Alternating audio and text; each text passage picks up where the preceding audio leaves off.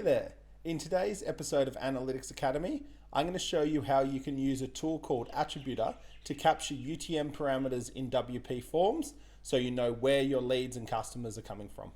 Let's jump in.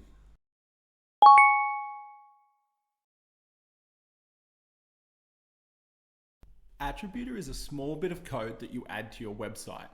When a visitor lands on your site, it detects where they came from and saves the data in a cookie.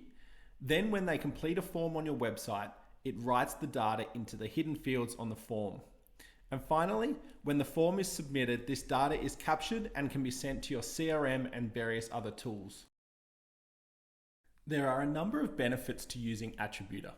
Firstly, Attributor passes through data on visitors from all channels, including organic search, organic social, etc. So you'll know where all your leads are coming from, not just those from your paid ad campaigns. Secondly, Attributor remembers the data as visitors browse around your site. So no matter what page they complete the form on, the UTM parameters will always be captured. Thirdly, Attributor cleans the data as well. So even if some of your ads were tagged with UTM source equals Google and others were tagged with UTM source equals AdWords, Attributor would assign them to the paid search channel regardless. Now that you understand how it works, let's see how easy it is to set up.